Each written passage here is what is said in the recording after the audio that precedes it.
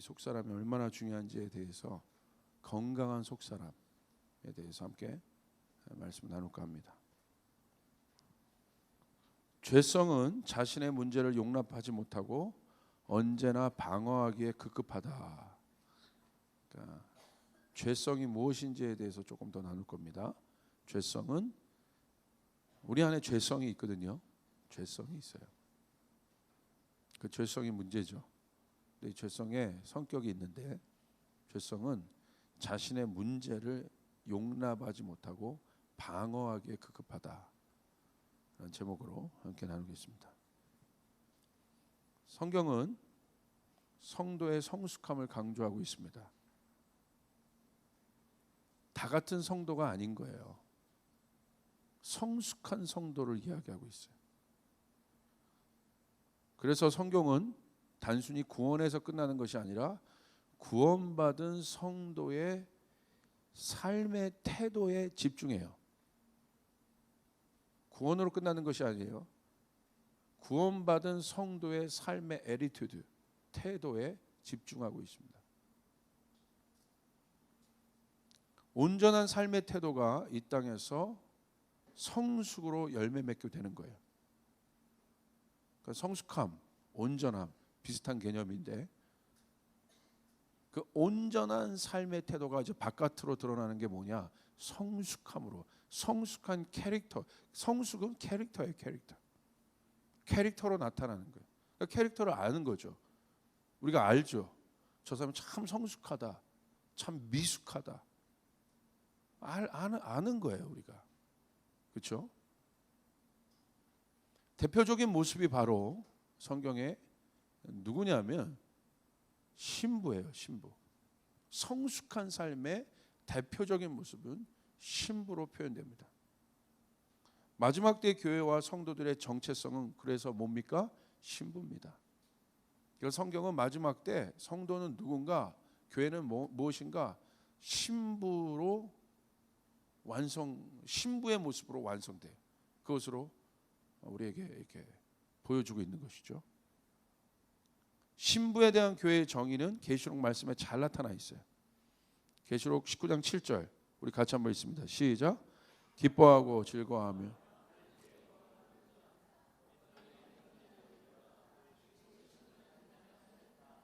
언약의 성취는 마지막 때에 예수님이 재림하시는 것으로 이 성경은 마무리됩니다. 예수님의 재림으로 이 성경은 마무리가 된다는 사실이에요. 그날은 성도에게 있어서는 심판의 날이 아니라 혼인잔치가 열리는 날이에요.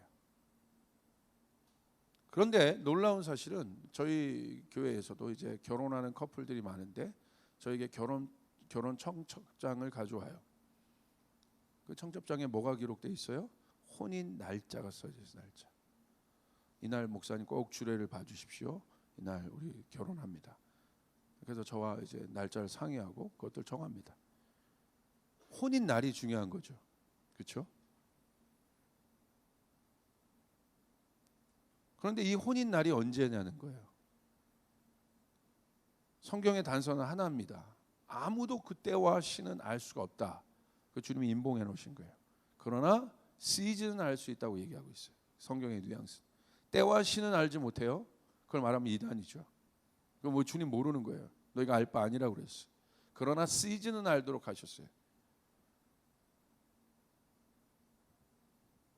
그날이 얼마나 임박했느냐에 대한 시즌은 알 수 있다는 거예요. 그 바로미터 기준이 바로 신부의 단장됨에 달려 있다는 거예요. 주님의 오실 날이 얼마큼 가까웠는가 뭘 보면 알아요? 교회가 신부로서 얼만큼 성숙하게 단장된, 많은 교회를 얘기하는 게 아니에요. 많은 사람이 주님 앞에 돌아올 때 주님이 오신다는 게 아니에요. 성경의 뉘앙스를 잘 보세요. 신부가 단장되었을 때 혼인날이 뭐라고 써 있어요? 어린 양의 혼인날이 이르렀다. 신부는 단장을 끝냈다. 그러니까 많은 사람이 왔기 때문에 돌아왔기 때문에 혼인 기약이 이르렀다고 얘기하고 있는 것이 아닌 거죠. 여러분, 혼인잔치에 참여한 사람들은 누굽니까? 신부죠. 신부는 어떤 사람을 이야기합니까? 그래서 결혼한 분 한번 손 들어보세요. 할렐루야. 단장을 끝낸 상태라 이겁니다. 그렇죠? 그 사람이 결혼할 수 있는 거예요. 단장을 끝낸 상태.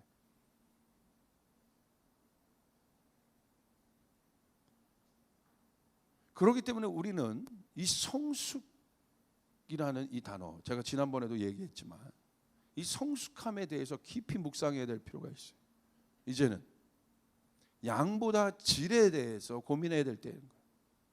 우리가 한번 주님 앞에 드리는 예배도 얼마만큼 많은 예배를 드렸는가가 중요하지 않아요.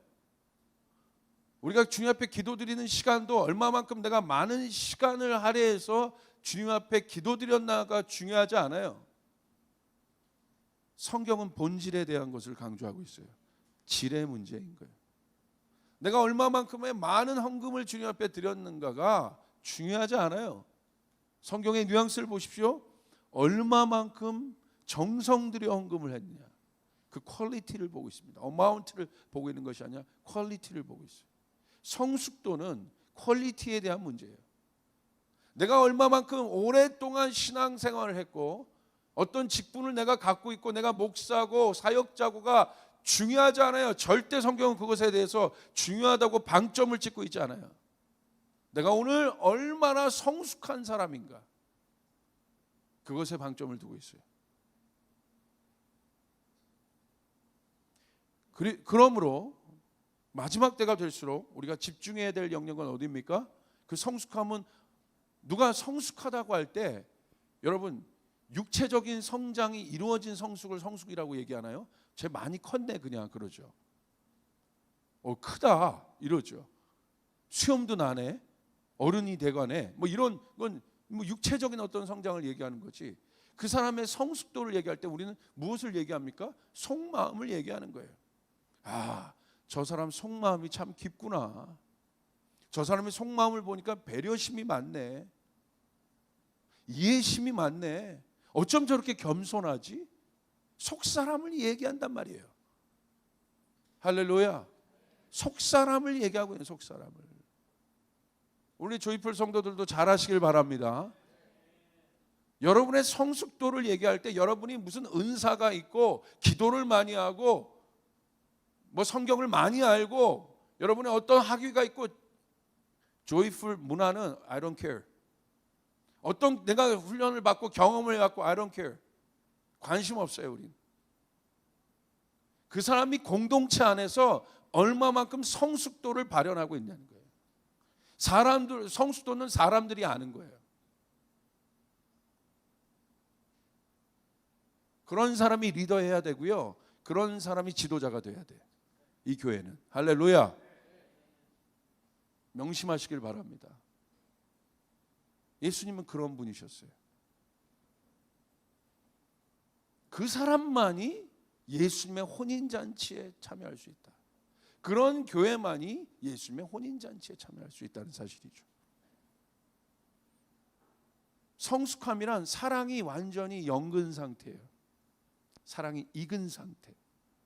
여러분 어떤 아무리 맛있는 과일도, 여러분 바나나 같은 게 얼마나 맛있습니까? 요즘에 저희 와이프가 바나나 주스를 해줄 때 제가 너무 맛있어가지고 그냥 막 너무 좋아하는데, 얼린 바나나를 우유에다 딱 타서 샥 끝내줍니다. 그런데 여러분 그 맛있는 바나나도 여러분 익지 않은 파란 바나나면 소용이 없다 이거예요. 그렇죠? 익어야 되는 것이에요. 성숙함이란 익은 상태인 거예요. 맛이 있는 상태인 거예요. 여러분이 그런 성도가 되길 바랍니다. 그런 교회가 되길 바랍니다. 토마토도요, 빨간 토마토가 몸에 좋고 좋은 것이지, 제가 이 정보를 들으니까 파란 토마토는 절대 먹으면 안 된다는 거죠. 독이 있다는 거예요. 독이 거의 독 수준이라는 거예요. 독 수준. 너무 안 좋다는 거예요, 우리 몸에. 빨간 토마토일 때 여러분 그거예요. 그게 의미가 있는 거지. 익어야 된다. 사람도 마찬가지야. 속 사람도. 여러분 1년 전에 여러분과 오늘의 여러분이 같으면 절대 안 됩니다. 할렐루야.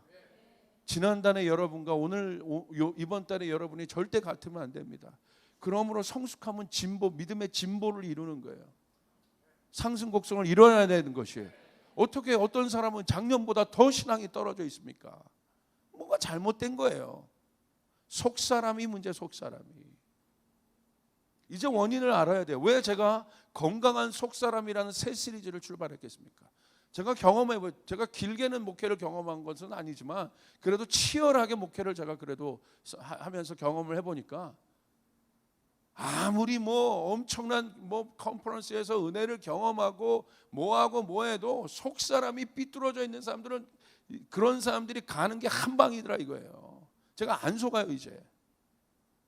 한 방에 가더라 이거 한 방에. 한 방에 예수님 없는 것처럼 사는 걸 전 많이 봤어요. 그렇게 예수님 앞에서 열정적으로 정말 지금 말씀하신 막 선교지 저 오지까지도 가려고 막 했던 사람이 한순간에 예수님 없는 것처럼 사는 것을 전 봤어요. 그리고 지금도 보고 있어요. 어떻게 그러냐는 거예요. 제가 질문에 질문을 던지는 거예요. 제 설교는 수많은 질문이에요. 질문을 던지는 거예요. 왜 그러냐? 제가 내린 결론은 속 사람의 문제더라 이거예요. 속 사람의. 환경의 문제가 아니라 속 사람의 문제가 이제 환경에 따라 달라지는 그 속 사람이 문제라 이거예요. 사람 만날 때마다 달라지는 그 속 사람이 문제라 이거예요.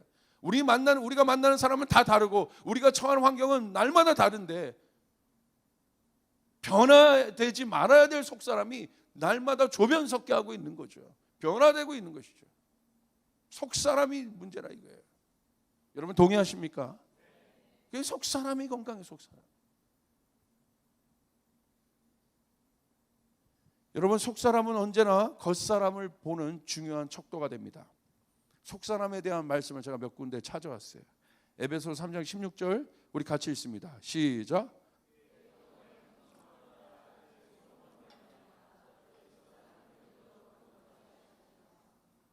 너희 속사람을 뭘로? 능력으로 강건하게 하라. 어디를 강건하게 하라? 겉사람입니까? 속사람을 강건하게 하라. 속사람이 강건한 사람은요, 제가 보니까 그 사람이 조금 평상시 뭐 이렇게 보여도 위기가 딱 닥치면 속사람이 딱 강건하게 그래도 서 있더라고.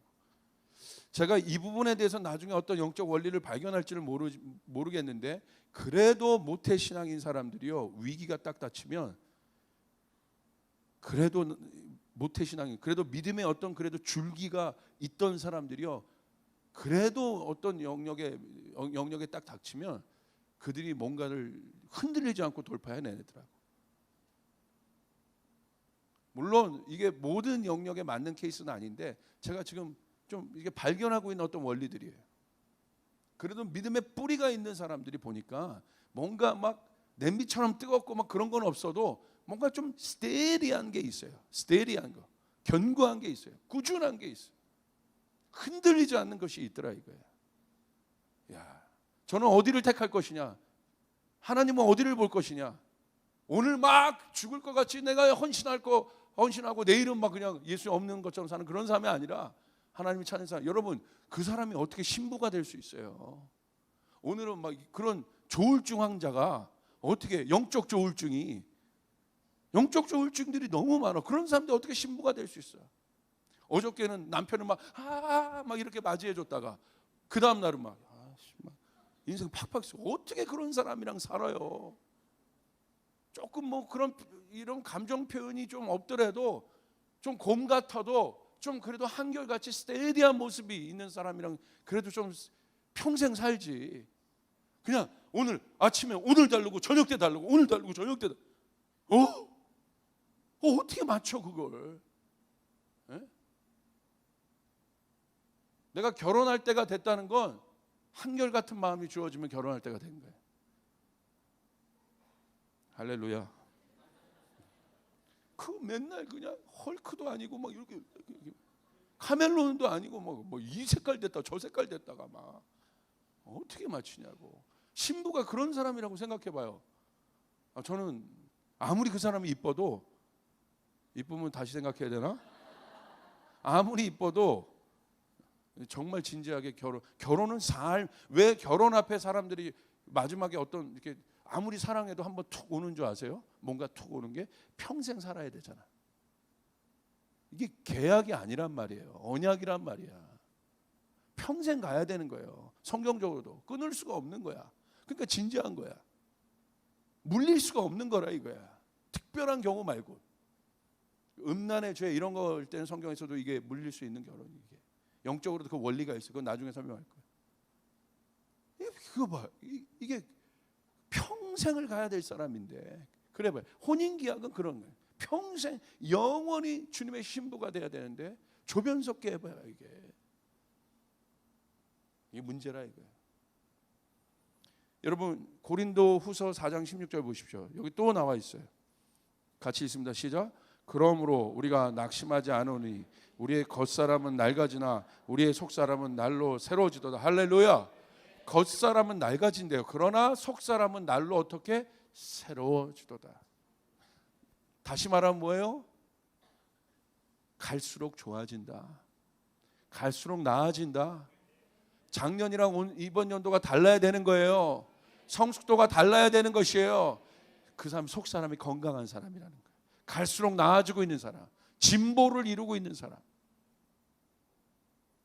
그 다음 에베소서 4장 22절 24절 우리 같이 읽습니다. 시작. 너희는 유혹의 욕심을 따라 썩어져가는 구습을 따른 옛사람을 벗어버리고 오직 너의 심령을 새롭게 되어 하나님을 따라 의와 진리의 거룩함으로 지으심을 받은 새 사람을 입으라. 할렐루야. 옛사람, 옛 썩어져가는 구습, 이게 중요하죠. 옛사람의 성질이 있대. 뭘 좋아해? 썩어져가는 세상 일들을 좋아한다는 거야. 그런 구습을. 출애굽했는데도 여전히 애굽이 좋은 것이죠. 그게 옛사람인 것이죠.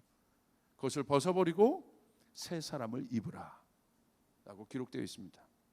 골로새서 3장 9절 10절 우리 같이 읽습니다. 시작. 너희가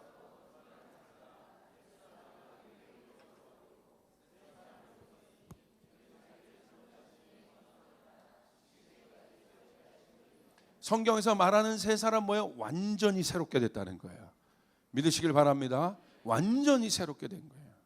존재적으로 새롭게 된 거예요. 뭐 걸쳐 있는 단계가 아니란 말입니다. 그럼 내가 아직도 걸쳐 있다. 새 사람을 아직 안 입은 거예요. 이렇게 설교하고 강조하는데도 아직도 사람들 사랑할지 모르고 공동체 모르는 사람들은 새 사람을 아직 모르는 거예요. 아직 안 돼 있는 거예요. 아직. 죄송하지만 뭐 정확하게 말씀대로 저는 해석을 할 수밖에 없어요. 변화든지 말든지 변화되길 바랍니다. 변화되길 바랍니다. 성경에 기록되어 있잖아요. 성경은 언제나 내면의 속사람에 집중한다는 사실을 기억하시길 바라요. 그래서 우리 정리할 수가 있어요. 속사람, 새사람. 반대는 겉사람. 내 사람이 아니고 할렐루야. 웃으세요. 할렐루야. 새 사람, 옛사람. 옛사람. 이렇게 반대 개념. 겉사람, 옛사람 같고 속사람, 새사람 같고. 이렇게 정리할 필요가 있다. 성경은 여기에 방점을 두고 있는 거예요. 이 사람을 입으라고. 할렐루야. 영적 원리가 있습니다. 이 겉사람은 속사람을 제어할 수가 없어요. 어떤 교집합보로 얘기를 한다면 영적인 상태를 어떤 건 수량화하고 뭐 기호화할 수는 없어요, 사실. 그러나 그래도 얘기한다면 여기가 더 높은 차원이죠. 그래서 성경이 더 방점을 두고 있는 거죠.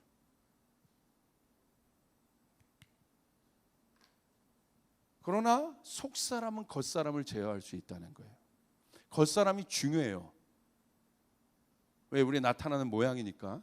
성경이 겉사람에 대해서 무시하고 있는 것이 아니라 겉사람은 중요해요. 어떤 겉사람이냐. 여기서 말하는 겉사람은 어떤 거예요? 회복된 겉사람을 얘기해요. 그러기 위해서 뭐예요? 속사람.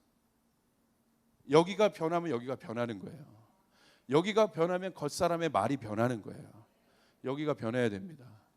할렐루야. 이게 변해야 돼요. 영적인 사람과 육적인 사람의 특징은 한 가지입니다. 뭡니까? 겉사람에 집중하고 있는가, 속사람에 집중하고 있는가에 대한 문제입니다. 나는 오늘 내가 영적인 사람인가를 알려면 하나예요. 겉사람에 내가 겉사람을 꾸미는 겉사람. 자, 속사람도 꾸미고 이 새 사람인 속사람도 꾸미면서 겉사람인 어떤 영역에도 참 이렇게 관심을 갖고 잘하는 사람은 아주 퍼펙트, 좋습니다. 그러나 이건 하나도 돌보지 않고 여기만 꾸미는 사람들은 뭐예요? 여기 있는 마음들은 하나도 경작하지 않고 맨 이것만, 세상에 보이는 안목의 정욕만 따라다니는 사람들은 뭐예요? 그 육적인 사람이라는 거예요. 육적인 사람. 여기가 영적인 사람이고. 육의 원리는 무엇입니까? 사망입니다. 잘 알아야 돼요. 영의 원리는 무엇입니까? 생명입니다. 이게 중요한 거예요. 우리 내면의 속사람의 상태를 어떻게 알 수 있겠습니까? 그럼 우리의 마음의 속사람의 상태가 있어요. 그 상태를 우리가 어떻게 진단할 수 있겠습니까?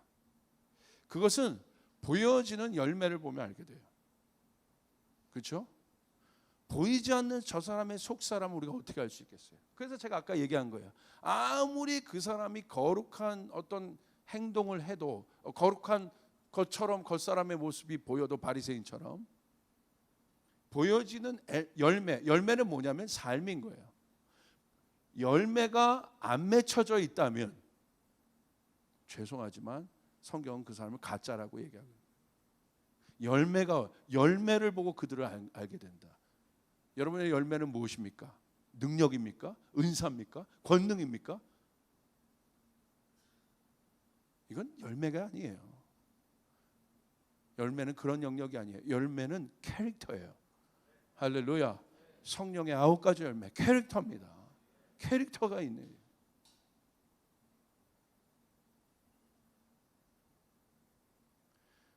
속사람은 바울의 로마서 고백처럼 언제나 하나님의 법을 즐거워하려고 애를 씁니다. 그런데 문제는 속사람을 좌절시키는 일들이 실제적 삶에서 죄의 결과로 일어난다. 자, 그러므로 이제 우리는 속사람을 집중하고 있다 이거예요. 이 속사람은 언제나 그래도 우리 마음 안에는 하나님의 뜻대로 살고자 하는, 그래서 그 성숙함에 이르고자 하는 소망이 누구나 있어요. 여기 없는 사람이 없어요. 그러니까 여기 오늘 특별히 나오신 분들은 그것들 더 소망하는 분들이죠. 제가 알고 있어요. 그러나 문제는 뭐예요? 그 속사람, 하나님의 갈망, 하나님의 뜻대로 살고자 하는 그 속사람을 좌절시키는 겉사람의 행동들이 있다는 거예요. 실제적 삶에서 그 열매가 나타난다는 거예요. 그때 어떻게 해요? 이 속사람은 당황합니다. 이 속사람이 있어요. 이 속사람은 이 기대치를 갖고 있어. 기대치, 이 레벨. 그래서 이 속사람의 이 충만함이 이 기대치 안에 항상 이제 있기를 원합니다. 이게 주님의 기대치고 주님의 뜻이에요. 근데 문제는 우리의 삶에서 이 기대치에 못 미치는 어떤 열매들이 있다 이거예요. 이때 이 속사람은 당황해요. 좌절해요. 그게 바로 로마서 7장에 나온 바울의 고백인 거예요. 당황하는 거예요.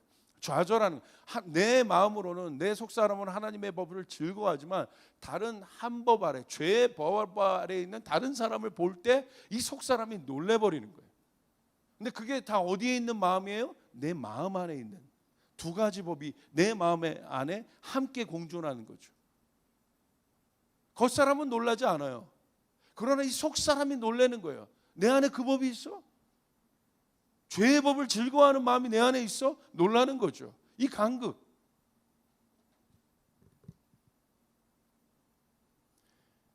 영성의 개발이란 뭐냐면 이 간극을 어떻게 처리할까냐는 문제예요. 이 간극을 파악한 사람은 영적으로 성장합니다. 할렐루야. 이 간극, 이 부족한 자아가 만들어 놓은 이 기대치보다 못한 내 삶의 열매를 바라봤을 때 나타나는 이 엄청난 간극, 이 간극을 내가 어떻게 처리하느냐. 영성의 개발이란 이 간극을 만지는 거예요.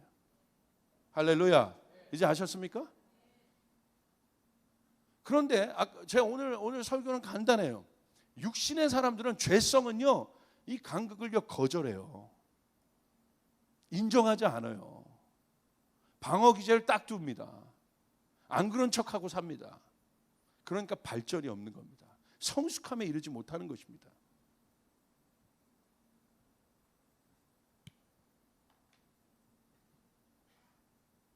그렇기 때문에 성숙이란 뭐냐면 이 실패의 레벨과 이것은 어떻게 보면 성공의 레벨이라고 볼 수 있겠어요. 충만함의 레벨.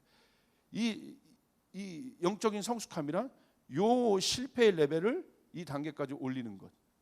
이때 성숙해져요. 할렐루야. 이때 성숙해지는 거예요.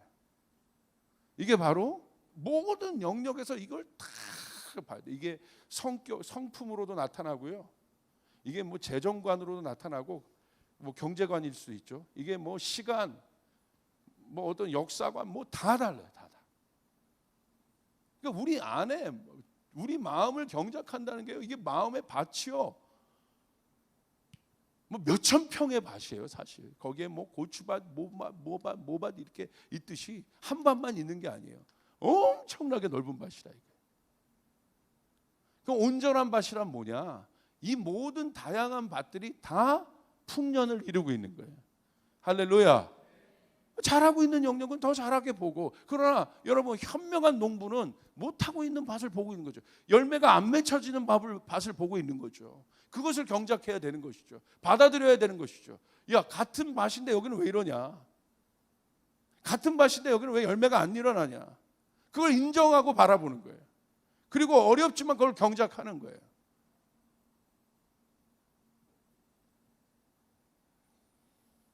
온전함이란 바로 어떤 단계냐면 내면의 속사람과 이 바깥에 나오는 열매가 일치하는 단계를 얘기합니다.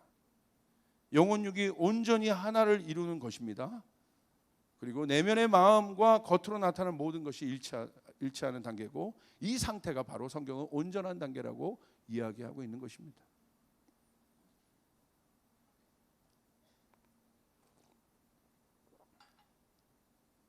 그러니까 교회에서도 어떤 사역자들이 당황할 때가 있습니다. 바로 그럴 때예요.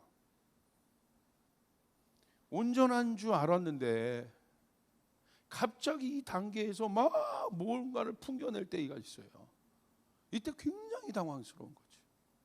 갑자기 정말 아까도 반복해서 얘기해서 죄송하지만 예수님이 없는 것처럼 말하고 막 당황한 거예요. 그때.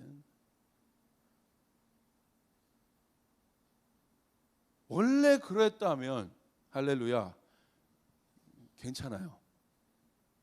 원래 그런 거니까. 원래 그랬대. 맨날 불평했던 애가 또 불평해. 뭐 하나도 안 놀라. 그건 하나도 놀랄 일이 아니에요. 근데 어저께는 뭐 하나님의 영광을 위해서 막 살았다가 막 갑자기 하나님 없는 것처럼 막 말할 때가 있어요. 그럴 때 막 당황하는 거예요. 당황하는 거예요.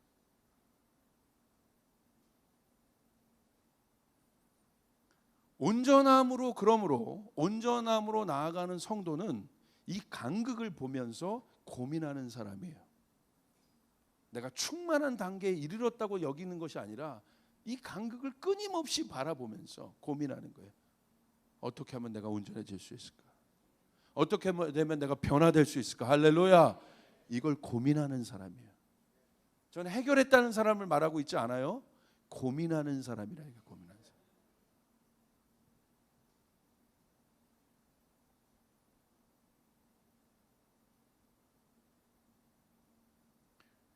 그리고 그 사람은 자신의 부족함을 먼저 보고 고민합니다. 그리고 아까 여러분이 말씀드린 것처럼 어떻게 이 간극을 줄일 수 있을까를 고민하고, 그리고 그 질문을 스스로에게 합니다. 자, 그러므로 이제 속사람, 내면이 건강하다는 것은 이제 아시겠어요? 어떤 온전한 상태를 이루고 있는 단계를 말하고 있는 것이 아니라는 거예요. 목사님이 그래도 내면이 목사님은 건강하지, 목사님은 어느 단계에 이르렀을 거야 라는 게 아니라는 거야. 어치브해야 하는 게 아니에요. 그것을 통해서 우리가 우리의 의의를 절대로 증명할 수가 없어요. 영적 원리는 우리가 무엇인가를 도달했기 때문에 하나님은 우리를 의롭다고 여기지 않으세요. 할렐루야. 그것은 마지막 때 그냥 해결되는 거예요. 하나님 우리를 그냥 칭의하셨기 때문에 우리가 의로운 거예요. 여러분 이해되십니까? 근데 우리가 목사님 뭐 저 단계니까 저 레벨에서 생각하는 것이 절대 그게 아니라는 거예요. 성경에서 말하는 온전함의 개념이란 끊임없이 이 간극을 고민하고 있는 사람이에요. 할렐루야. 여러분 유명한 목사님들 보세요. 뭐 얼마 전에 존 파이퍼 목사님이 오셨고 우리나라에서도 그래도 존경받는 몇 목사님들이 계세요. 뭐 유희성 목사님, 박보영 뭐 이런 참 존경 메시지를 들으면서 참 감사한 분들이에요. 이런 분들이 있다. 뭐 이찬수 목사님 이런 분들 보세요. 다 뭘 얘기해요? 자기가 온전하다고 얘기합니까? 끊임없이 고민하는 거예요. 어떻게 하면 우리가 온전해질 수 있을까? 어떻게 하면 성도들이 온전해질 수 있을까? 어떻게 하면 내 내면이 더 온전해질 수 있을까? 끊임없이 그것을 던져내죠. 바울도 마찬가지 아닙니까? 바울처럼 완벽한 사람이 어디 있습니까? 근데 여러분 바울 보십시오. 로마서의 바울의 고민을 보십시오. 이루었다고 얘기합니까? 아니죠. 고민하죠. 이 간극을 절대로 내버려 두지 않죠. 고민하고 있는 것이에요. 내가 넘어지는 문제, 나는 내 원하는 바는 여기에, 내가 다시는 음란의 문제로 넘어지고 싶지 않다. 근데 넘어졌어. 그때 오는 내 속사람이, 하나님의 벌벌을 즐거워하는 속사람이 깜짝 놀란단 말이에요. 오, 나도 이러네. 깜짝 놀라요. 근데 여기서 그냥 덮어두지 않아요. 엄청난 간극이 생겼잖아요. 이 영역에. 그러니까 고민하는 거예요. 어떻게 하면 내가 이 영역을 극복할 수 있을까? 할렐루야. 어떻게 하면 이 영역을 내가 극복할 수 있을까? 진짜 고집스럽고 여러분 안 좋은 게 뭐냐면 정말 얘기해도 안 변하는 사람들이 있어요. 그 특징은 뭔지 아세요? 자기 메시지로 안 받아들여요. 제가 이제 원인을 알았어요. 이 메시지를 아이 메시지로 안 받아들여. 남의 메시지인 줄 알아. 그리고 자기가 온전한 줄 알아. 문제.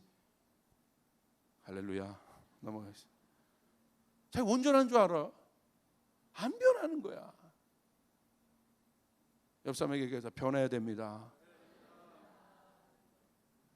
여러분 물론 실패로부터 오는 절망과 좌절이 있습니다. 그러나 중요한 것은 실패로 인한 좌절과 두려움이 내면의 속사람을 지배하지 못하도록 해야 돼요.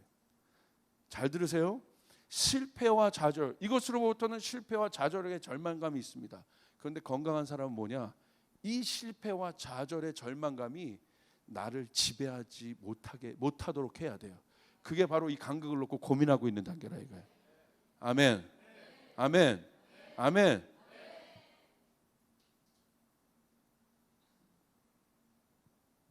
건강함. 그럼 건강하다는 것은 어떤 개념이냐? 몸이 건강하다는 것은 무엇이겠습니까? 병이 안 걸리는 것이 몸이 건강할까요? 아니에요. 그 개념이 아니죠. 여기 우리 의사 선생님도 있는데 병 안 걸리는 몸이 어디 있어? 우리는 이 세상 자체가 다 세균 덩어리인데, 그렇죠? 근데 어떤 사람은 같은 음식을 먹어도 배가 안 아픈 사람이 있어. 근데 어떤 사람은 같은 음식을 먹어도 배가 아파. 건강하다는 개념은 건강하지 않은 것들이 몸으로 침투해 옵니다. 침투해 올 때 자연스럽게 안 좋은 것들에 대한 차단과 방어가 일어나요. 그게 건강한 몸이에요. 우린 그런 걸 뭐라고 하죠? 면역력이 있다고 얘기해요. 면역력. 그게 건강한 몸이죠. 면역력이 있는 몸. 내 몸에 해로운 일들에 대하여 몸이 반응하며 대처합니다. 안 좋은 게 오는데 몸이 반응하지 않고 대처하지 못해 보세요. 면역력이 없어 보세요. 반응하지 마. 안 좋은 것이 들어오는데 몸이 몰라. 반응을 안 해. 건강하지 않은 몸이라 이거예요. 죽은 몸까지는 좀 그렇고 병든 몸, 유약한 몸인 거죠. 제 기능을 발휘하지 못하고 있는 몸인 것이죠. 생각이 건강한, 자, 이게 육의 영역에서 봤지만 우리가 혼의 영역으로 봅시다. 생각이 건강하다는 것은 어떤 것이겠습니까? 생각이 건강한 사람은 지극히 정상적인 생각, 올바른 생각, 긍정적인 생각을 하는 사람이에요. 그런데 이 생각의 영역 역시 부정적인 생각, 좋지 않은 생각, 내 정신 건강을 위협하는 여러 생각들 앞에 이 건강한 정신이 노출될 수 있어요. 그런데 건강한 생각을 갖고 있는 사람이라면 그 부정적인 생각이 올 때 용납하지 않습니다. 반응합니다. 할렐루야. 할렐루야. 이게 건강하다는 거예요. 부정적인 생각을 안 한다는 것이, 그런 사람이 어디 있어요? 음란한 생각을 안 하는 남자가 어디 있어요? 여자도 하죠? 할렐루야. 재물에 여러분 욕심이 없는 인간이 어디 있습니까? 있어요. 다 있어. 그런데 어떤 그런 생각이 침투해 올 때, 건강한 생각을 갖고 있는 사람은 뭐예요? 그 생각이 침투해 올 때 반응하고 있다는 거예요. 알고 있다는 거예요. 알아차리고 있다는 거예요. 이게 건강하다는 거예요. 이들은 공동체 안에서도 남을 비방하거나 부정적인 영향을 끼치는 여러 생각들이 들어오면요, 그 생각이 들어오는 거잖아요. 본능적으로 반응합니다. 뭐 하는 거야? 뭐 하는 거지? 왜 교회에서 사랑의 언어를 안 하고 이런 얘기를 하지? 본능적으로 반응합니다. 이게 생각이 건강하다는 거예요. 어떻게 저렇게 얘기할 수 있어요? 어떻게 저렇게 말할 수 있어요? 여러분, 사랑의 언어를 얘기해야 되는 것이에요. 존중의 언어를 얘기해야 되는 것이에요. 생명의 언어를 얘기해야 되는 것이에요. 세워줌의 언어를 얘기해야 되는 것이에요. 근데 용납하고 있죠. 건강하지 않다는 겁니다. 바이러스가 들어오는데 건강하지 않다는 거예요. 영적인 영역도 마찬가지입니다. 영적인 영역의 문제는, 정리하세요. 영적인 영역의 모든 문제는 죄입니다. 하나님의 형상이 영적인 존재를 파괴시킨 것은 죄밖에 없어요. 그게 가장 중요한 문제예요. 그러므로 영적인 본질을 우리가 볼 때 모든 문제는 죄예요. 캐릭터, 성품 이런 거는요 다 부수적인 거예요. 본질, 죄. 죄 말고는 인간을 타락시킨 것이 없어요. 죄 말고는 하나님의 형상을 끌어낸 것이 없어요. 하나님의 형상을 파괴한 것은 죄입니다. 이거 죄인 거예요. 바이러스 같은 거. 우리의 영을 유일하게 파괴시킨 것은 죄 문제입니다.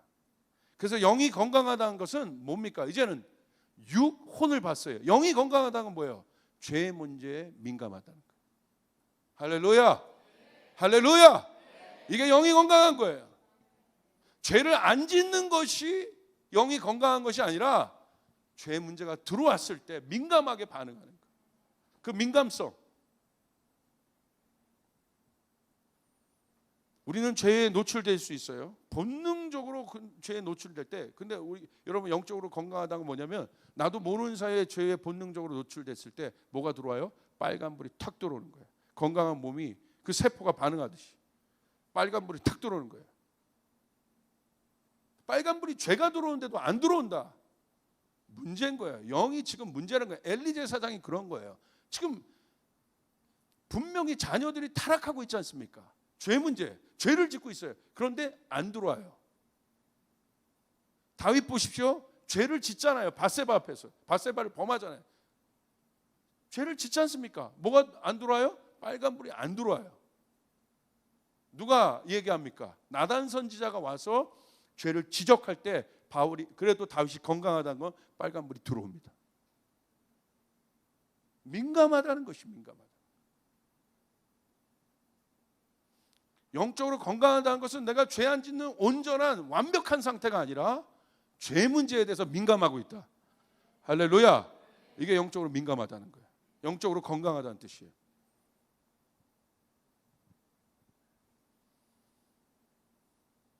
제가요, 여러분 그거 아세요? 죄도요 냄새가 있어. 저는 그래서 죄 냄새를 맡아요. 제가 후각에 되게 민감하거든요. 시각 청각이 잘 안 좋아서 그런지 후각은 발달돼 있어. 그러니까 여기서도 막 이게 뭐 남이 못 맡는 냄새를 전 잘 맡아. 이렇게 다. 여기서도 막 생선 막 냄새 올라오면 대번 맡는 거야. 그럼 빨리 제가 이 환기 같은 거 시키려고 노력 많이 하는 편이에요. 이 후각에 민감. 영적인 후각도 전 좀 민감한 편이에요. 어떤 말이나 행동을 볼 때 죄 냄새가 나는 말과 행동들이 있어요. 내가 맡고 싶어 맡은 게 아니에요. 훅 들어오는 거예요. 내 영이 맞는 거예요. 어떤 사람을 봐도 뭐지? 왜 저래? 무슨 냄새야? 왜 죄 냄새가 나지? 저 사람의 말에 왜 죄 냄새가 나지?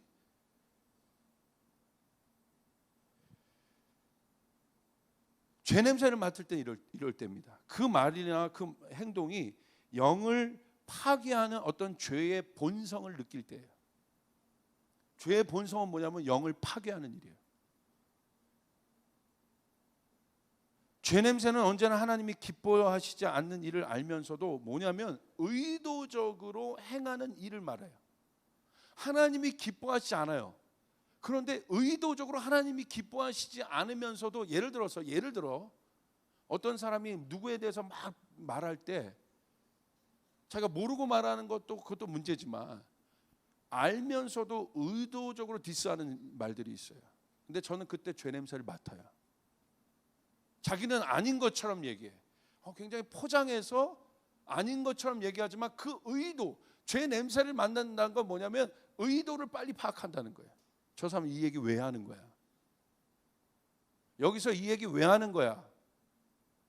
예를 들어서 어떤 일을 제가 지적할 때 교육자니까 목회자니까 멘토링하고 지적할 때가 있어요. 그런데 그것들을 안 받아들이고 콱 이렇게 숨기는 사람도 있어요. 그땐 죄 냄새를 맡는 거예요. 의도적으로 감추는 거예요. 그러면서 변명해요. 근데 그 변명이 안 들려. 왜? 의도를 가지고 숨기고 있기 때문에. 그게 누구예요? 아나니아 삽비라예요. 의도를 가지고 숨길 때 여러분 베드로가 그냥 알아버렸죠. 어떻게 알았겠어요? 숨길 때 죄 냄새가 난 거예요. 그때 이 베드로는 거룩한 상태였기 때문에 영적으로 민감한 상태였기 때문에 아나니아가 삽비라가 벌써 질문했을 때 벌써 의도적으로 그 질문을 숨길 때 죄 냄새 맡아버린 거예요. 확 지적해버리잖아요. 의도성을 갖는 거예요. 죄는 그냥 말하는데 의도성을 갖고 있는 말들이 있어요. 의도성을 갖는 행동들이 있어요. 이게 죄예요. 교묘하게 남의 이야기를 하거나 의도적으로 사람을 죽이는 말들을 하거나 의도성을 갖고 있는 게 죄라 이거예요. 죄성에 대해서 그럼 우리 한번 고찰해 볼 필요가 있어요. 성도의 속사람을 파괴하는 나쁜 죄성은 무엇입니까? 죄성이란 여러분 정리하셔야 돼요. 의도성을 얘기해요. 의도란 무엇입니까? 의도는 숨은 동기를 이야기하는 거예요. 드러나지 않은 숨은 동기. 대표적인 숨은 동기 사건이 무엇입니까? 선악과 사건입니다.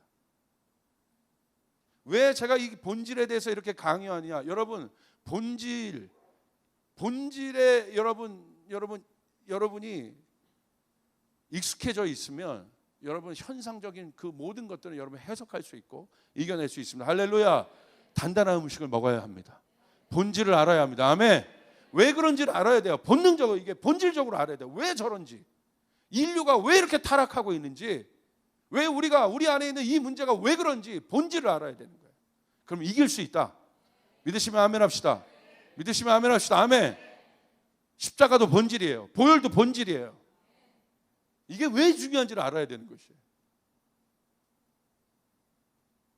여러분 금단의 선악과를 먹은 이유는 무엇입니까? 하나님의 창조에 만족하지 못하는 마음이에요. 하나님처럼 되고 싶은 마음이에요. 그렇게 말은 안 했지만 숨은 동기예요. 사실은 의도적으로 먹은 거예요. 그 의도성 알면서도 숨은 동기를 가지고, 그 숨은 동기가 탐욕이거든요. 숨은 동기를 가지고 알면서도 선악과를 먹은 그 행위를 죄라고 하는 거예요. 제가 이 죄에 대해서는 깊이 한번 설명했지 않습니까? 알면서도 먹으면 죽는 줄 알면서도 사단이 안 죽어. 그러니까 알면서도 그걸 먹었어. 그게 바로 의도성, 숨은 동기. 숨은 동기는 탐욕이고 그게 바로 죄성이라는 것입니다. 가인의 예를 들어봅시다. 가인이 아벨을 죽인 이유는 한 가지입니다.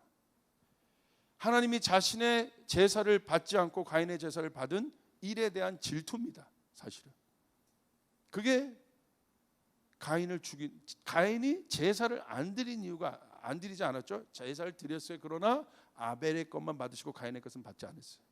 그 안에 질투가 일어난 거예요.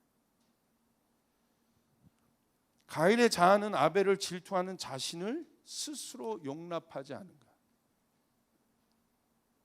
자, 가인이 이 의도성이란 뭐냐? 가인 안에 그 죄성이 드러났어요. 사실은 그 질투는 뭐예요? 열등감이죠. 열등감을 좋아하는 사람은 아무도 없습니다.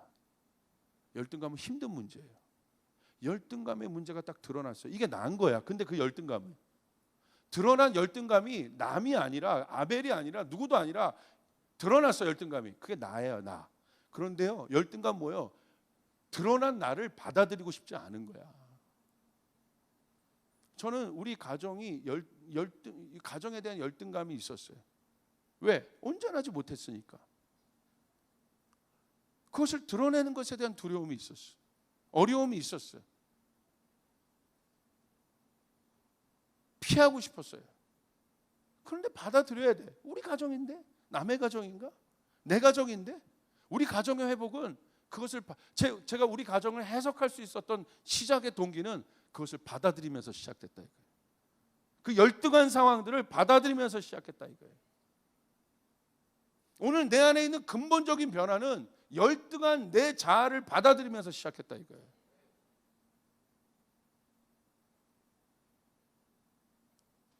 용납하고 싶지 않은 그 마음. 창세기 4장 5절부터 7절에 자세히 나와 있어요. 우리 같이 한번 읽습니다. 시작. 가인과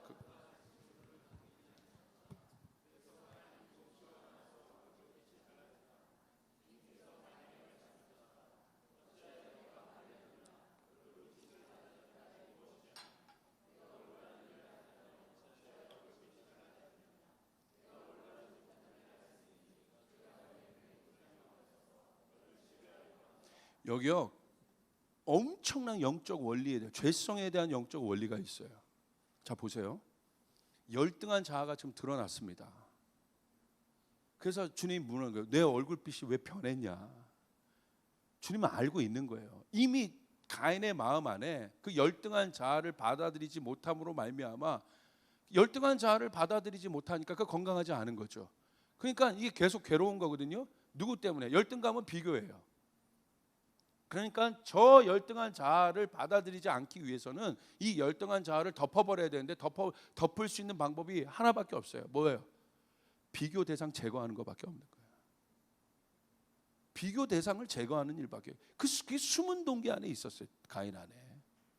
이미 얼굴빛이 딱 바뀔 때 하나님 아신 거야. 아벨 죽이겠다 쟤. 그 열등감을 지금 못 받아들이고 있네. 그 안에 죄의 어떤 뿌리와 같은 그 열매들이 있어요. 질투, 시기심 이런 거거든요. 원래 아담은 질투와 시기심이 없던 자예요. 하나님의 형상은. 근데 질투, 시기심, 여러분 보세요. 질투, 시기심이 얼마나 무서운가. 질투, 시기심이요, 사람 죽이는 거예요. 질투에 한번 사로잡혀 보세요. 시기심에 사로잡혀 보세요. 그 사람 죽입니다. 무서운 죄성이에요. 그게 원래 인간의 마음에 없던 건데 질투, 시기심이 생긴 거예요. 왜? 죄인이니까 본성이. 하나님 그거 보신 거예요. 그 질투, 시기심으로 말미암아 열등한 자아를 지금 못 받아들이고 있는 건강하지 못한 가인의 죄성을 보신 것이죠. 그러니까 묻는 거예요. 하나님 벌써 질문하신 거 알아채시고, 가인아 얼굴빛이 왜 그러냐? 가인이 얼굴빛이 달라지는 이유가 무엇이냐? 가인은요, 여러분 보세요. 5절에 질투라는 이유가 뭐냐면 그가 바친 재물은 반기지 않으셨고, 그래서 가인이 화가 났다는 거예요. 화난 이유, 정확한 질투심입니다. 제 건 받고 내 건 안 받았다 이거야. 이게 질투거든. 쟤만 좋아하고 나는 안 좋아해. 이게 질투심이거든. 시기심. 교회에도 목사님이 저 사람만 좋아하고 저만 나는 안 좋아하는 것 같아. 이게 질투예요. 시기심. 무서운 마음들이에요, 사실. 그런데 하나님이 이렇게 얘기하십니다. 보세요. 내가 올바른 일을 하였다면 어찌하여 얼굴빛이 달라지느냐. 너가 잘못한 거 알고 있지 지금. 너 지금 잘못했잖아. 알고 있지 너 가인아. 얼굴빛이 달라진 이유가 뭐냐. 너 알고 있다는 거예요 지금. 근데 숨기고 있는 거죠. 이 간극이 나타나는데 이 간극을 안 받아들이고 있는 거예요. 그러니까 어떻게 해요? 내가 올바르지 못한 일을 하였으니 그때는 뭐가 움직여요? 죄가 너의 문에 도사리고 앉아서 너를 지배하려고 하고 있다.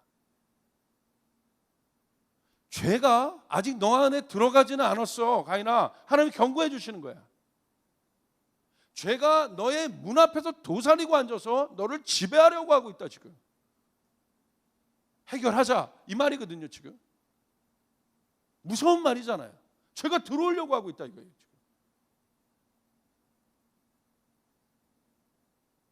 죄는요 지배하려고 하는 속성이 있습니다. 그러므로 죄는 절대 용납해서는 안 되는 거예요. 할렐루야.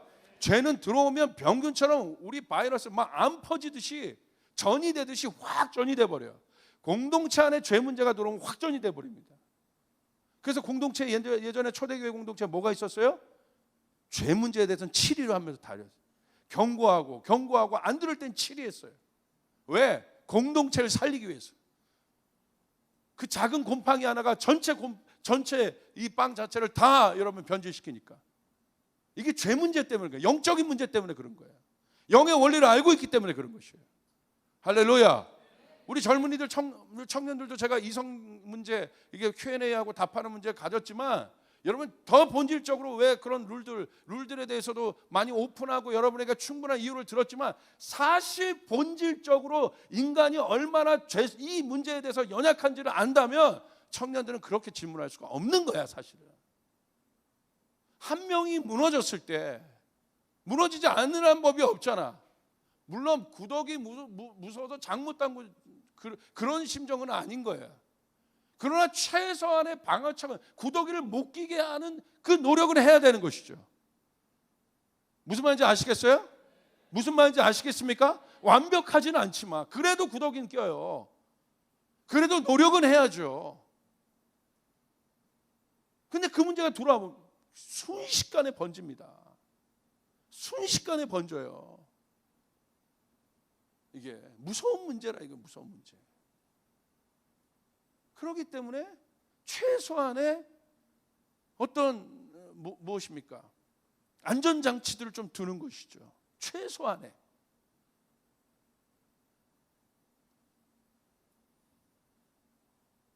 무섭게 변종. 그런데 죄의 바이러스는요, 죄송하지만 백신이 없습니다. 없어요. 인간의 힘으로 만들어낸 백신이 절대 죄를 고치지 못해. 하나밖에 없습니다. 예수 그리스도. 예수 그리스도의 보혈밖에 없습니다. 할렐루야. 절대 고치지 못한다는 사실.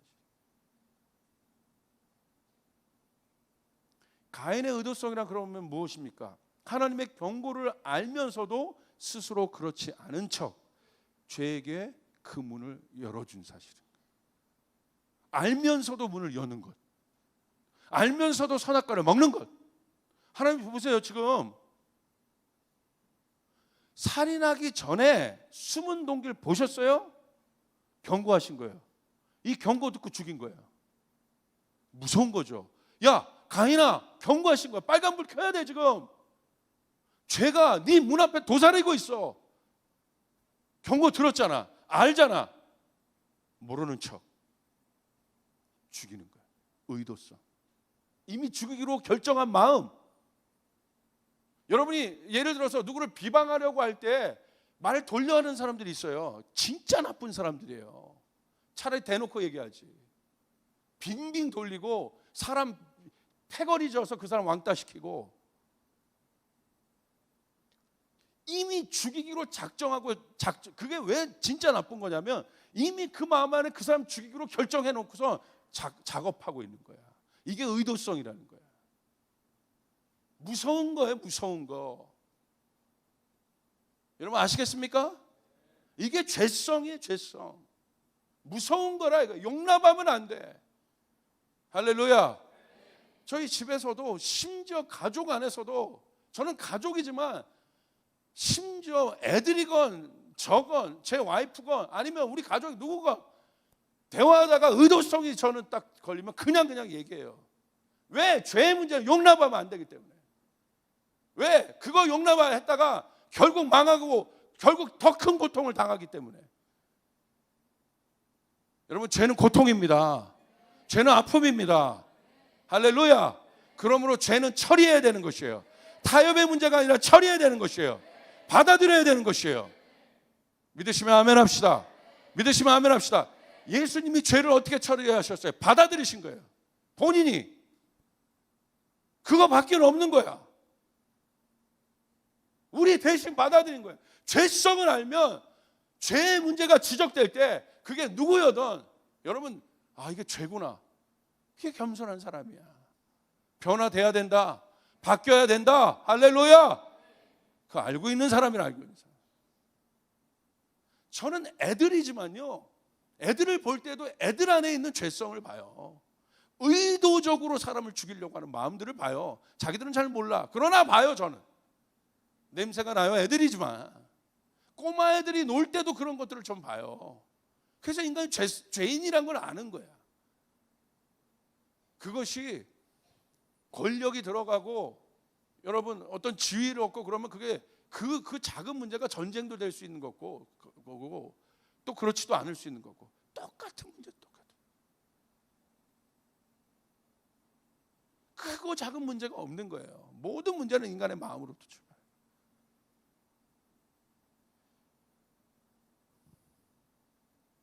여러분, 죄를 지어본 경험을 생각해 봅시다. 하면 안 되는 것을 알면서도 바른 죄의 길을 향해 움직이고 있지 않습니까? 젊은이들 왜 어떤 선을 넘습니까? 하면 안 되는 짓을 알아, 머리로. 근데 넘어. 그게 의도야. 머리로는 안다 이거예요. 머리로는. 우리의 힘으로 그것이 컨트롤이 안 돼요. 아멘. 그러므로 죄의 문제는 성경에서 뭐라고 얘기했어요? 그냥 싸워서도 안 된다. 어떻게 싸워야 된다? 피 흘리기까지 싸워야 된다. 아멘. 쉬운 문제가 아니라는 거예요. 쉬운 문제가. 알면서도 넘어가는 거예요. 이게 의도예요. 하나님 말씀하신 거예요. 죄가 문 앞에서 너에게 도사리고 있다. 무서운 말 아닙니까?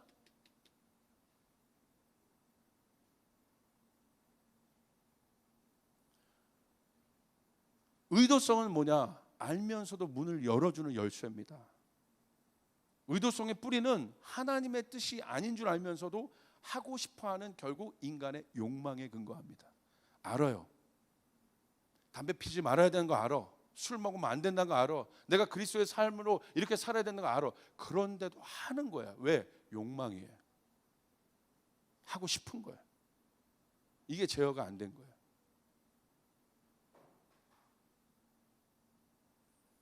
의도성이 있는 죄성은 공의와 정의 그리고 진리에 대해서 방어적입니다. 오늘 잘 들으셔야 돼요. 저는 죄를 안 짓는다고 얘기하진 않아요. 넘어질 수 있고 실패할 수 있다고 얘기해요. 그러나 그 다음 이 간극에 대한 문제라고 제가 얘기했어요. 그래서 회복한 사람들을 보면 이 간극을 받아들인 거예요. 겸손하게. 하나님 그 사람의 기회를 주십니다. 다윗도 받아들였고 회복한 사람들은 이 간극을 다 받아들인 사람들이에요. 믿으시면 아멘 합시다. 건강하지 못한 몸은 무엇입니까? 죄의 바이러스가 침투했음에도 불구하고 전혀 대응하지 못하는 몸을 말합니다. 몸으로 말하면 건강한 세포가 나쁜 세포의 영향력 앞에서 아무런 힘도 쓰고 있지 못하는 상태를 말합니다. 자가 반응이 멈춘 상태입니다. 그러니까 계속 용납하는 것입니다.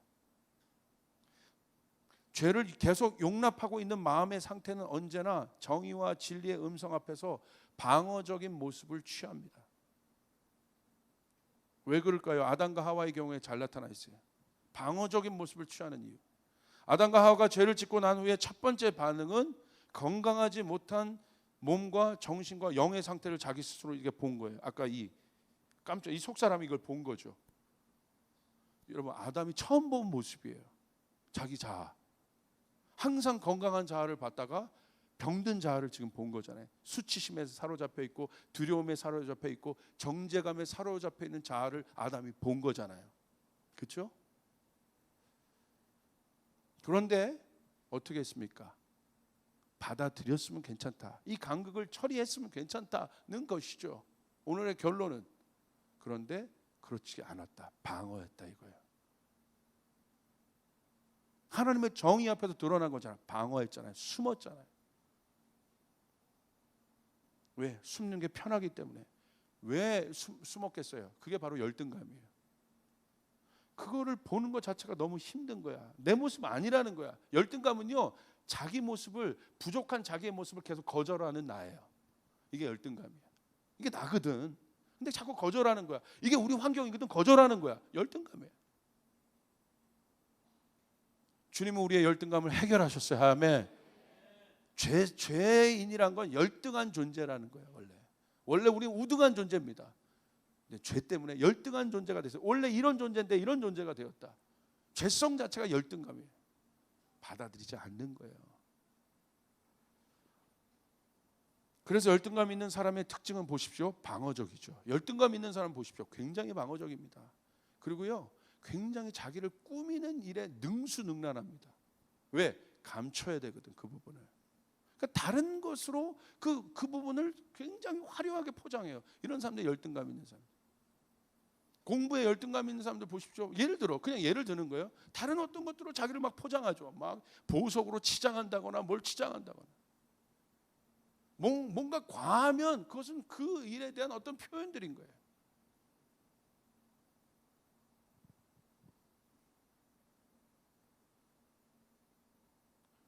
여러분, 가인도 아까 여러분에게 말씀드렸죠. 열등한 자아를 지금 본 거잖아요. 질투하는 자아를 본 거잖아요. 안 받아들이잖아요. 결국 가인이 택한 것은 무엇입니까?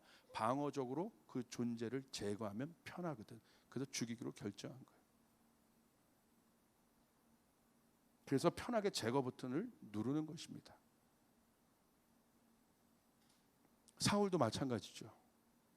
다윗이 만만으로 일어났잖아요. 자기가 가장 그래도 괜찮은 존재였는데 자기보다 월등한 존재가 나타났어. 그 안에 질투와 시기심, 자기 모습 본 거예요. 그 순간에 사울이 자기 마음 안에 분이 일어났다고 돼 있거든. 처음 본 거죠. 이거 뭐지? 왕인데 내가 왜 이러는 거야? 당황하는 거예요. 이 간극을 보면서 당황하는 겁니다. 그러니까 사울이 내린 결론은 뭡니까? 다윗 죽이기로 결정하는 것이죠. 결국 모든 문제는 뭐예요? 이 간극을 처리하지 못하는 문제예요. 신부로 단장된다는 건 뭐냐? 간극이 처리되고 있다는 거예요. 아멘. 부족함이 처리되고 있다는 사실이에요. 아멘. 아멘. 가인의 방어적 태도 이렇게 묻죠. 오히려 주님께 공격적으로 얘기합니다. 창세기 4장 9절. 주님께서 가인에게 물으셨다. 너희 아우 아벨이 어디 있느냐? 그가 대답하였다. 모릅니다. 제가 아우를 지키는 사람입니까? 얼마나 공격적입니까? 방어적이죠. 그리고 자기를 얘기하는 거예요. 내가 누군데요? 하나님, 내가 아우나 지키는 자예요. 열등감을 드러내는 거예요. 하나님은 한 번도 그렇게 얘기한 적 없어요. 가인아, 너가 아우를 지키는 자인데 너 어디 있었어? 라고 얘기한 적이 없잖아. 스스로 자기의 열등감을 드러내요. 내가 아우를 지키는 사람입니까? 스스로. 하나님은 한 번도 그렇게 여긴 적이 없는데 열등감은 스스로 그렇게 여기는 거야. 하나님의 사랑 앞에서 열등감이 깨진 사람은요, 그 사랑을 아는 거예요. 하나님은 나를 한 번도 그렇게 여긴 적이 없다. 하나님은 죄임에도 불구하고 나를 사랑하셨다. 할렐루야. 그걸 아는 게 사랑인 거지. 아멘. 이해되십니까? 여러분 이해되십니까? 아멘. 한 번도 주님이, 놀라운 사실은 그거라는 거죠. 한 번도 주님이 가인에 대해서 네가 아우를 지키는 사람이다 라고 한 적이 없는데 스스로가 내가 아우를 지키는 사람입니까? 라고 대답했다는 것입니다. 그리고 하나님께 반문합니다. 방어적이죠. 그 질문을 통해서 자기를 방어하는 거죠. 예, 모릅니다. 뭐 그런 것도 아니고, 예, 제가 그렇게 했습니다도 아니고, 방어하는 거예요. 내가 그런 사람입니까? 방어가 공격이거든. 그런 사람이에요? 괜히 예전에 제가 아버지가 뭐 잘못했을 때 괜히 찔렸는데 괜히 먼저 딴 거 갖고 이 문제 갖고 아버지 지적했는데 딴 걸로 아버지 제가 얼마나 아버지 이게 마음이 아픈지 아세요? 전혀 이 문제 그냥 공부 못한 거 그냥 그런 거 예를 들어 실수한 거 그거 꺼냈는데 그거 끄집어내서 갑자기 내가 얼마나 상처가 많은 줄 아세요? 아니 이거 얘기하자는 건데 얼마나 방어적이야. 제가 저를 막 깎아내리니까 막 마음이 아픈데 할렐루야. 제가 뭐 그런 거예요. 그런 거 그냥 어떤 일에 대해 건강하지 못해 이런 게 너가 잘못한 것 같다. 이런 것들 좀 잘하면 어떻겠니? 뭐 딴 거 같고 내 가정이 뭐 어떤지 알고 나한테 그렇게 얘기하시는 거예요? 막 이러면서 내가 어떤 상처가 있는 줄 아세요? 막 이러면서 아니 내가 그거 지금 얘기한 거 아니잖아. 이 팩트를 갖고 지금 그 같이 얘기하는 건데. 에? 할렐루야. 참, 그죠? 이게 그 방어적이라 방어적. 여러분 그리스도인들은 용납하는 자들이에요. 방어적이지 않습니다. 절대 방어적이지 않아요. 예수님이 방어적이셨습니까? 예수님이 채찍에 맞으실 때 다 맞으셨어요. 용납하요. 예수님의 마음은 용납의 마음, 수용하는 마음이. 아멘. 그 예수님의 마음. 여러분 예수님 마음 닮아갑시다. 예수님 마음 닮아갑시다. 그분은 방어적이잖아요. 영적인 성장을 이루는 오직 한 길은 죄성에 대한 깊은 고민으로부터 시작합니다. 그러므로 우리는 건강한 영혼육의 몸을 이루어야 합니다. 건강한 세포를 활성화시켜야 합니다. 영혼육 모두의 건강을 위한 노력이 필요합니다. 건강한 몸을 가져야 합니다. 할렐루야. 건강한 생각을 가져야 합니다. 건강한 속사람, 영적인 사람이 있어야 합니다. 강건해야 됩니다. 갈라디아서 5장은 속사람의 내면 안에 있는 열리는 성령의 열매에 대해 얘기합니다. 이게 바로 건강한 속사람, 건강한 캐릭터를 갖고 있는 영적인 사람이라는 것입니다. 갈라디아 5장 16절 우리 같이 한번 읽습니다. 시작. 내가 또 말합니다. 여러분은 성령께서 인도하여 주시는 대로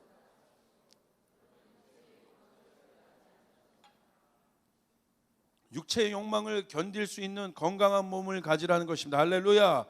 건강한 속사람을 이루는 길은 성령께서 인도하여 주시는 대로 살아가는 길임을 명심하시길 바랍니다. 성령께서 이끄시는 대로 이제 그게 육체의 소욕을 따르는 삶이 아니라는 거지. 건강한 삶이야. 이런 간극이 일어났습니까? 그럼 이 간극을 누가 도우십니까? 성령님이 도와주십니다. 아멘. 예수님이 도와주십니다. 예수님의 보혈이 이것들을 처리할 수 있습니다. 믿으시면 아멘 합시다. 우리가 할 일은 뭐예요? 받아들이기만 하면 돼. 방어적으로 취하지만 않으면 돼. 받아들이기만 하면 돼. 내가 연약한 자라고 받아들이기만 하면 돼. 아멘. 이거부터 시작하는 거예요. 이거부터. 영적인 성장은 받아들이는 거야. 진짜 교만한 건 받아들이지 않는 게 교만이에요. 받아들이는 거예요. 나는 이 간극이 있는 자구나 받아들이는 거예요. 우리 모두가 있어. 여기 있는 목사는 얼마나 많은지 저는 너무 많아요. 여러분보다 더 많아요. 왜? 아는 건 이만큼 아닌데 제 삶은 막 여기에 막 처질 때가 있거든. 이 안에 있는 간극이 차라리 모르면 이 정도 레벨인데 이 간극은 이 간극이 클수록 괴롭단 말이야. 바울은 제일 괴로운 자야. 얼마나 이만큼 레벨인데 자기 삶은 어쩔 때 육신의 죄성 막 여기 터져 있거든. 그러니까 맨날 바울이 그런 거야. 나 죽여주세요. 죽여주세요 나를. 너무 괴로운 거 너무 괴로워. 그러니까 자기를 표현하자. 막 죄인도 어떤 죄인이에요? 괴수다 나는 막. 이 괴로움이 너무 큰 거야. 근데 이 간극이 작은 사람은 모르는 거야. 애들 같은 거 나 모르겠는데 막 이러고 다니는 거야. 이 크면 클수록 이게 바로 우리는 여러분 간극이라고 표현하는데 이런 삶을 뭐라고 얘기해요? 경외함이라는 거야. 경외하는 거. 하나님을 경외하는. 하나님 너무 크신 거야. 하나님은 너무나 위대하신 거야. 거기에 비해서 나는 너무나 하찮은 거야. 그게 바로 경외함이야. Fear라는 거야. Fear God. 하나님을 경외하는 거. 아멘. 저희 조이풀 교회는 자유함과 기쁨은 있어요. 그러나 우리가 좀 부족한 것이 있어요. 하나님을 경외하는 사람이 일어나야 돼. 하나님을 경외하는 사람이 일어나야 돼요. 하나님을 두려워할 줄 알아야 돼요. 아멘. 하나님을 경외하는 것 안에서 자유와 기쁨을 누려야 되는 것이에요. 그래야 건강한 사람인 것이에요. 여러분 이해되십니까? 여러분 이해되세요? 또 어떤 공동체 보면 너무 하나님을 경외해서 막 작은 거에도 막 괴로워하고 막 있는 그런 공동체들이 있어요. 뭐 말할 수는 없습니다. 공동체가 있는데 그런 거에 또 자유와 기쁨이 필요해. 그래서 이런 교회 저런 교회가 같이 좀 만나야 돼. 서로. 우리는 필요한 게 뭐예요? 주님을 경외하는 게 필요해. 경외하는 건 뭐예요? 삶은 막 이 작은 것에도 내가 괴로워하고 주님 뜻대로 살고 싶어하는 이 마음이 필요합니다. 아멘. 이 균형이 우리 가운데 필요해요. 경외, 하나님을 경외하는 사람. 경외하면 그거 fear, 두려움이랑 똑같은 단어잖아요. 그러니까 여러분 이 간극이 있더라도 여러분 이 간극을 처리할 수 있는 방법이 있다는 사실. 예수의 보혈로 이 간극은 처리됩니다. 아멘. 성령님의 도우심으로 이 간극은 처리됩니다. 육체의 소욕을 따르고 싶은 마음이 있어서 이 간극이 생기더라도 여러분 성령님을 따라가면 성령님이 해결을 주시는 것이에요. 나를 따라 살아라. 나를 따라 살아라. 아멘. 그렇기 때문에 우리는 항상 이 내면의 정렬을 이룬 사람은 어떤 마음이에요? 성령을 따르는 사람 가장 중요한 마음은 막 어떤 강한 사람이 아니라 순종하는 사람. 순종. 내가 성령님을 따르겠습니다. 육체의 소욕을 따르고 싶은 마음이 있어도 내가 성령님을 따르겠습니다. 온전히 그 길을 가겠습니다. 순전한 마음. 할렐루야. 순전한 마음. 이삭과 같은 마음. 순전한 마음. 아들됨의 마음이 순종의 마음이에요. 아버지의 뜻을 따라가고 싶은 마음. 부족해도 아버지의 뜻을 따라가겠다는 어린 양의 마음. 이 마음이 우리 가운데 있기를 바랍니다. 염소 같은 마음이 아니에요. 막 내게 그냥 순종함으로. 그래도 조이풀 성도님들은 보면 그래도 어린 양의 마음이 많아. 여러분 정말 여러분 제가 격려하고 정말 감사하고 이런 시대에 이런 성도들을 만난다는 것이 제 안에 큰 기쁨이 있어요. 이런 메시지를 나눌 수 있다는 것 자체가 제 안에 큰 기쁨이 있어요. 아멘. 아멘. 그리고 두 번째는 죄성에 노출되었어도 지배받지 마시길 바랍니다. 지배받으시면 안 됩니다. 죄성에 노출되었어도 지배받지 말입니다. 이 안에 분노가 해결 안 된 사람들이 있어요. 예를 들어 지배받으면 안 돼요. 하나님 기뻐하지 않으십니다. 해결해야 됩니다. 그 상황을 갖고 주님 앞에 나가야 됩니다. 주님은 나를 고쳐주십시오. 나를 치유해 주십시오. 열등감의 문제가 해결 안 된 사람 그 문제를 갖고 나가시길 바랍니다. 주님이 해결해 주실 줄 믿습니다. 아멘. 부족해도 이기는 법을 배우시길 바랍니다. 배움을 통해서 예수님의 보혈 십자가의 능력. 부족해도 이 간극 가운데 내가 부족해도 내가 분노하고 내 안에 여러 가지 두려움과 이런 것이 많음에도 불구하고 내가 죄성에 노출되었어도 지배하지 않으려고 하는 마음은 어떤 걸 주님 이것을 끊어내는 것은 예수님의 보혈밖에 없습니다. 그러니까 반대로 죄성에 노출될수록 뭐가 강해지는 거예요? 주님의 보혈의 능력이 강해지고 본질들이 강해지는 거야. 아멘. 어두움에 노출될수록 빛이 강해진다는 사실. 그렇다고 어둠에 나를 맨날 빛에 강해지기 위해서 어둠에 맨날 나를 노출시켜야지. 그럴 수는 없다. 로마서에서 얘기하고 있는. 그럴 수는 없다. 그렇다고 해서. 혹시 여러분이 살다가 부족해서 그런다 할지라도 그럴 때 낭망하지 말고 빛 가운데로 나가시길 바랍니다. 빛을 만날 수 있는 정말 강렬한 기회입니다. 성령의 능력을 체험할 수 있는 기회입니다. 보혈의 능력을 체험할 수 있는 기회입니다. 지배받지 마시기를 바랍니다. 지배만 받지 마세요. 결국은 지배받은 마음은 가인의 마음으로 살인하게 돼요. 지배받으면 안 돼요. 마지막 방어하지 말고 용납하시길 바랍니다. 진리 앞에서 자신의 잘못이 노출되는 것이 아프고 힘들어도 방어하지 마십시오. 들으려고 하고 배우려고 하면 들을 수 있고 배울 수 있습니다. 들으려고 하고 배우려고 하면 들을 수 있고 배울 수 있습니다. 하나님이 기뻐하시는 마음은 여러분 뭔가를 완벽히 지켜낸 마음이 아니라 배우려고 하는 마음. 다윗처럼 들으려고 하는 마음. Teach of heart를 하나님이 기뻐하신다. 교만은 뭐예요? 안 듣는 거예요. 안 배우려고 하는 것이에요. 그러면 영성이 마음가짐의 문제예요. 예를 들어 여러분 보세요. 이건 들으려고 배운 건 마음가짐의 문제예요. 예를 들어 존경하는 선생님의 지적은 듣고 배우려고 합니다. 왜 그렇습니까? 마음에서 동의했기 때문에. 그래서 언제나 듣고 배우려는 마음으로 경작한다면 여러분 마음가짐에 달려있다. 내가 오늘 아이들에게도 배우겠다고 마음 먹으면 배우는 거예요. 여러분 마음가짐에 달려있습니다. 아멘. 듣고 배우는 마음은 마음가짐에 달려있다나. 할렐루야. 우리가 배울 수 있기를 바랍니다. 들을 수 있기를 바랍니다. 특세 때 변화받은 사람의 특징이 있더라고요. 제가 보니까 하나님이 보여주신 문제를 직면하고 그 직면함 속에서 하나님의 격려를 받은 사람들이에요. 그게 특세 때 변한 사람. 정말 수많은 간증들을 써서 저에게 보내줬는데 정말 제 문제 이런 것들이 드러났습니다. 목사님 이런 분들이 드러났습니다. 이런 분들 목사님 근데 이게 여러 사람이 보냈는데 똑같은 단어들을 썼어. 깜짝 놀라.